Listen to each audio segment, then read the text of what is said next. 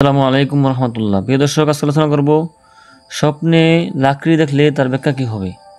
এ সম্পর্কে পৃথিবীর বিখ্যাত দার্শনিক আল্লামা মুহাম্মদ ইবনে সিরিন রহমতুল্লাহ বলেছেন, স্বপ্নে যদি কেউ লাকড়ি দেখতে পায়, বুঝতে হবে লাকড়ি অনেক ব্যাখ্যা হইতে পারে। যেমন কেউ যদি দেখে জঙ্গল থেকে লাকড়ি সংগ্রহ করে আনতেছি, অথবা জঙ্গলের মধ্যে লাকড়ি সে দেখতে পেল, অথবা লাকড়ির মধ্যে আগুন ধরে গেছে, অথবা লাকড়ি সে বাজারে বিক্রি করতেছে, অথবা লাকড়ি তার ঘরের মধ্যে আছে, অথবা লাকড়ি তাকে কেউ উপহার দিল, তাহলে এগুলার আলাদা আলাদা ব্যাখ্যা হবে।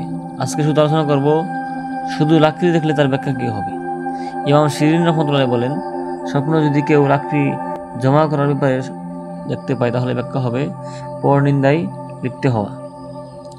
কোনো মানুষ যদি দেখতে পায় যে স্বপ্নে সে লাকড়ি জমা করতেছে, তাহলে সংগ্রহ করতেছে, তাহলে ব্যাখ্যা হবে সে পরনিন্দায় লিপ্ত হবে। পরনিন্দা বলতে মানুষের গীবত করবে, মানুষের বদনাম করবে।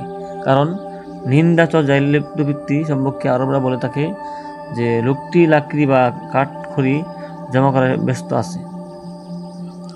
অর্থাৎ আপনি যদি স্বপ্নে দেখেন যে লাকড়ি জমা করতেছেন বা সংগ্রহ করতেছেন, তাহলে ব্যাখ্যা হবে যে আপনি অন্য মানুষের দোষ ত্রুটি বর্ণনা করবেন, মানুষের গীবত করবেন, মানুষের বদনাম করবেন।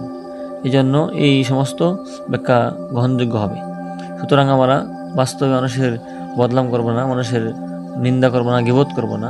আল্লাহ রাব্বুল আলামিন আমাদের সবাইকে হেফাজত করুক, আমিন। এই জন্য স্বপ্নে ভালো জিনিস দেখতে গেলে নিজের আমল ভালো করতে হবে। কারণ রাসূল করিম সাল্লাল্লাহু আলাইহি ওয়াসাল্লাম বলেছেন, যে ব্যক্তির আমল ভালো হবে তার স্বপ্ন ভালো হবে, যার আমল নষ্ট হবে তার স্বপ্নও খারাপ হবে। সুতরাং আমরা প্রত্যেকেই নিজের আমল ভালো করব। আল্লাহ রাব্বুল আলামিন সবাইকে ভালো ভালো স্বপ্ন দেখার তৌফিক দান করুক, আমিন। আসসালামু আলাইকুম ওয়া রাহমাতুল্লাহি ওয়া বারাকাতুহু।